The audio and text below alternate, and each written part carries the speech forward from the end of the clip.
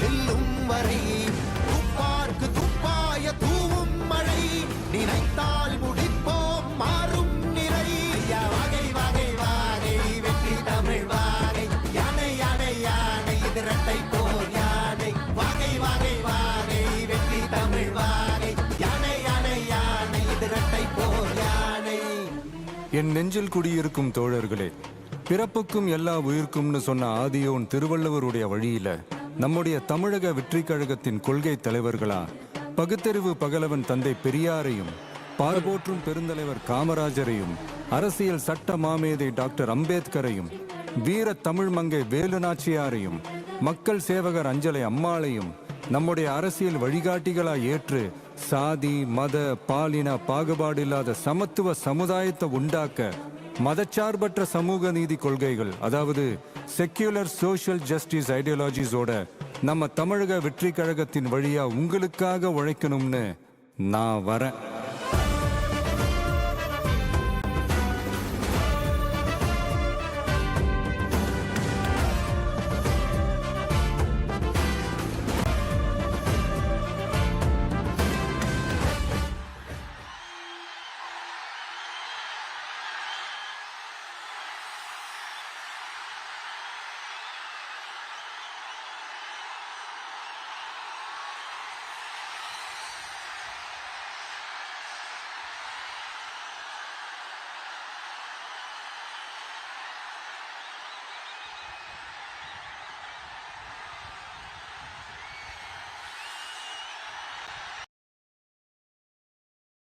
இந்த வாக்குறுதிகள்லாம் கொடுத்தாங்கல்ல, அது செய்வோம் இது செய்வோம் எல்லாம் சொன்னாங்கல்ல, அது ஒரு சின்ன லிஸ்ட் தான்.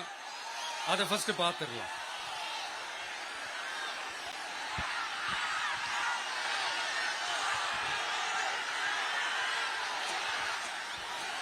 இந்த கரூர் மாவட்டத்தில் இந்த பேரீச்சை வளர்க்க சிறப்பு திட்டம் செயல்படுத்தப்படும். இத்திட்டத்தின்படி பேரீச்சை வளர்க்க நிதி உதவி வழங்கப்படும். வாக்குறுதி நம்பர் 81. பேரீச்சை மரத்தை விடுங்க, அட்லீஸ்ட் இந்த பேரீச்சை விதையாச்சும் கண்ணில் காட்டினாங்களா? துபாய் குறுக்கு சந்து கதை தான்.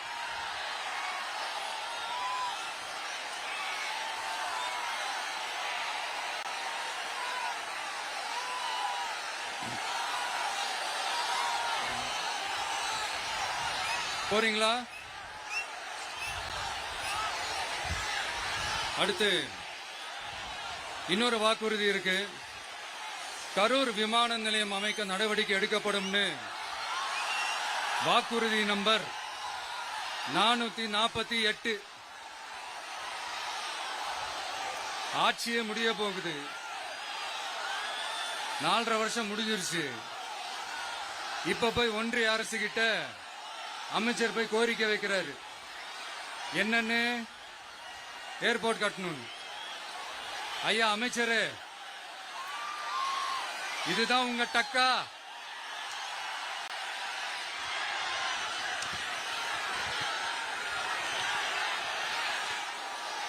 கரூர்ல விமான நிலையம் வந்தா போறீங்களா சார்? போயிடுங்க. அதான் கேட்டேன், அப்பவே கேட்டேன், போயிடுங்க. நண்பா கொஞ்சம் வழி விட்டுருங்க. நண்பா கொஞ்சம் வழி விட்டுருங்க.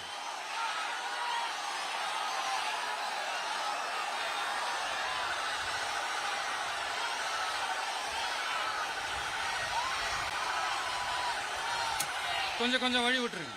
போயிட்டு போயிடுங்க.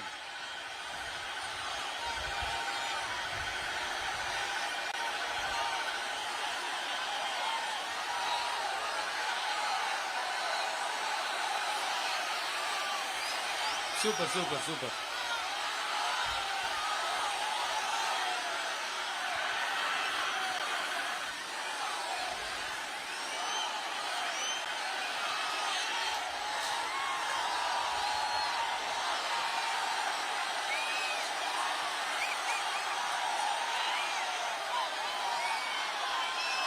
என்னப்பா ஆம்புலன்ஸ்ல நம்ம கொடி இருக்குது?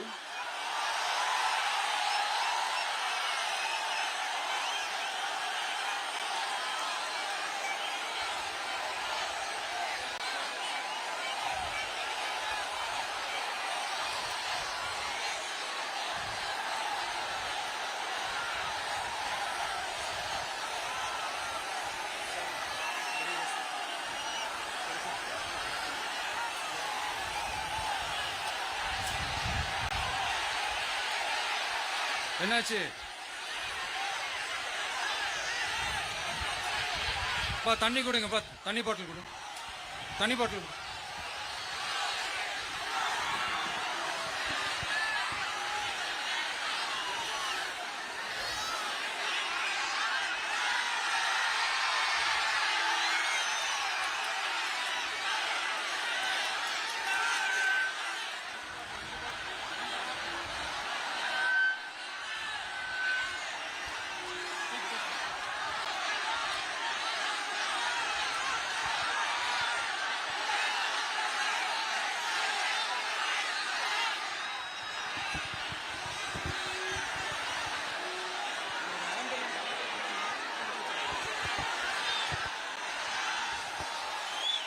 ஜெகதீஷ்,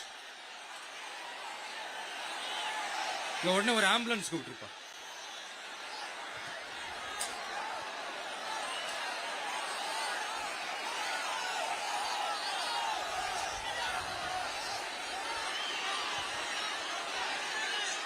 என்ன சொல்றான் அவன்?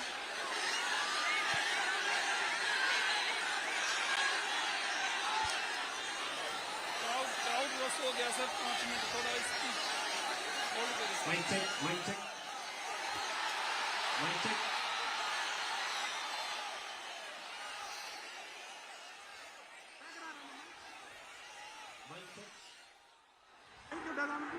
வருதா?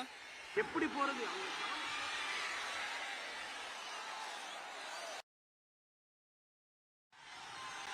பேசுறா? சரி, ஓகே, கண்டினியூ பண்ணவா பேசுறது? நான் அந்த ஏர்போர்ட் கட்டுறதை பத்தி சொன்னேன் இல்லைங்களா? அது இங்க கட்டின அந்த ஜவுளி தொழில்லாம் ரொம்ப நல்லா டெவலப் ஆகுன்றது உண்மையான விஷயம்தான். But at the same time இந்த பரந்தூர் மாதிரியே இந்த மக்கள் பாதிக்காத வண்ணம் அந்த இடங்களா பார்த்து அந்த ஏர்போர்ட் கட்டினா இன்னும் நல்லா இருக்கும். அப்புறம் நம்ம கரூர் பிரச்சனைக்கு வருவோம். இந்த மணல் கொள்ளை தாங்க கரூரோட தீராத தலைவலி. மணல் கொள்ளை கரூரை வறண்ட மாவட்டமாக்கிட்டது மட்டும் இல்லாம சட்டவிரோத கல் குவாரிகள் கரூரின் கனிம வளத்தை அழிச்சுக்கிட்டு இருக்கு. இதுக்கு காரணம் யாரு சிஎம் சார்? 11 மணிக்கு பதவி ஏத்துக்கிட்டா 11:05 மணல் கொள்ளை அடிக்கலாம்னு ஓப்பனா சொன்னவங்க தானே உங்க ஆளுங்க. 2026 மணல் கொள்ளை அடிக்கிறவங்க கிட்ட இருந்து அதுல வர்ற பணத்தை வச்சு தமிழ்நாட்டு மக்களை விலைக்கு வாங்கிடலாம்னு கனவு காண்றவங்க கிட்ட இருந்து நம்ம காவிரி தாய்க்கும் கரூருக்கும் விடுதலை வேண்டுமா வேண்டாமா? கிடைக்கும், கவலைப்படாதீங்க. தமிழ்நாட்டின் 3வது பெரிய ஏரி இங்க இருக்கிற பஞ்சப்பட்டி ஏரி. அதோட பரப்பு 1000 ஏக்கருக்கு மேல. அந்த ஏரி நல்லா இருந்தா விவசாயம் செழிப்பா இருக்கும். விவசாயம் செழிப்பா இருந்தா மொத்தமா பல லட்சம் குடும்பம் சந்தோஷமா இருக்கும். ஆனா பல வருஷமா அது சீரமைக்காம அதுக்கு தண்ணி வர்ற வழிகளை சரி செய்யாம போட்டு வச்சிருக்கிறாங்க இந்த ஆட்சி செய்யறவங்க. நம்ம ஆட்சி, அதாவது உங்க ஆட்சி வரும் அன்னைக்கு இந்த பஞ்சப்பட்டி ஏரிக்கு உயிர் வரும். உங்க முகத்தில் நிம்மதி, சந்தோஷம் எல்லாம் திரும்ப வரும். ஜவுளி தொழில் கரூர் நகரை வளர்த்தெடுக்குது. இருந்தாலும் மக்கள் பாதிக்காத வண்ணம் ஜவுளி தொழிற்சாலைகள் இருந்து வெளியேறிய கழிவுகளை சுத்திகரிக்க அறிவியல் பூர்வமான நடவடிக்கைகள் எந்த அரசும் எடுக்கவே இல்லை என்ற கவலை மக்கள் கிட்ட இருக்கு. இதை தீர்க்கக்கூடிய பிரச்சனைகள் எல்லாம் அலசி ஆராய்ந்து உண்மையாகவே நாம அவற்றை முன்னெடுப்போம். இப்ப நான் ஒரு விஷயத்தை பத்தி முன்னாடியே பேசலாம்னு சொன்னேன்ல, இப்ப அந்த விஷயத்துக்கு வருவோம். இப்போ கரூர்ல வழி விட்டுருங்க அகைன். அப்ப நம்ம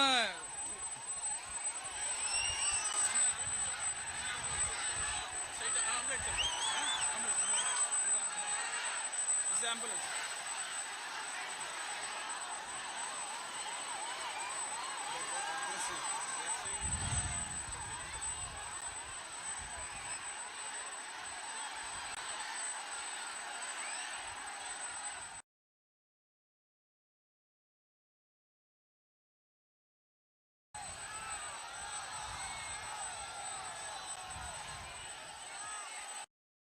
நடத்தினாங்களே அது என்னப்பா 30 பேர் விழாவா? 30 விழா, சாரிப்பா கன்ஃபியூஸ் ஆயிட்டேன். அந்த விழாவில் மாண்புமிகு சிஎம் அவர்கள் இந்த மாஜி மந்திரியை பத்தி உச்சி மேல தூக்கி வச்சு மெச்சினதெல்லாம் நம்ம காதால கேட்டோம் இல்லையா? இதே சிஎம் அவர்கள் இதே கரூருக்கு வந்தப்போ எதிர்கட்சியா இருந்தப்போ அந்த மாஜி மந்திரியை பத்தி என்னெல்லாம் சொன்னாரு, என்னெல்லாம் கேட்டாரு. ஐயா ஃபேக்ட் செக் நண்பர்களே, இதெல்லாம் நீங்க பெருசா ரிசர்ச் பண்ணணும்னு அவசியமே இல்ல. யூடியூப் ஓபன் பண்ணி பாருங்க, தெரிச்சிருவீங்க, மிரண்டுருவீங்க. இந்த திமுகவுக்கு இந்த மாஜி மந்திரி இப்ப என்னவா இருக்கிறாரு அப்படின்னு மக்கள் பேசிக்கிறாங்க தெரியுமா? இந்த திமுக குடும்பத்துக்கு ஊழல் பண்ற பணத்தை எல்லாம் 24x7 டெலிவரி பண்ற ஒரு ஏடிஎம் மெஷினா இருக்கிறாராம்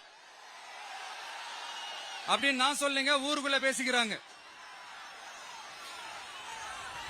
சரி, இங்க ஓகே. இன்னொரு முக்கியமான விஷயம், இங்க போலீஸ் பாதுகாப்புலாம் இருக்கா இல்லையா? போலீஸோட கைகள்லாம் கட்டப்பட்டிருக்குன்னு நினைக்கிறேன். போலீசார் மக்கள் தான் சார் எஜமானர்கள். மக்களுக்காக மட்டும்தான் பயப்படணும், வேற யாருக்காகவும் பயப்படணும்னு அவசியமே கிடையாது. இன்னும் 6 மாசம் தான். ஆட்சி மாறும், காட்சி மாறும், அதிகாரம் கை மாறும். உண்மையான மக்களாட்சி, மனசாட்சி உள்ள மக்களாட்சி அமையும். அப்ப தெரியும் எல்லாருக்கும் சுதந்திரமும் பாதுகாப்பும் 100% வரும். தேங்க்யூ நண்பா. கான்பிடண்டா இருங்க, நல்லதே நடக்கும், வெற்றி நிச்சயம்.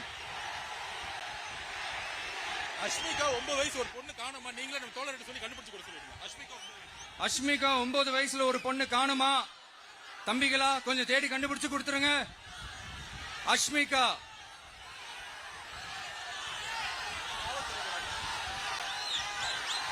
Police sir, please sir, please help sir, please. Thank you thank you. See you all. Thank you. கான்பிடண்டா இருங்க, நல்லதே நடக்கும், வெற்றி நிச்சயம்.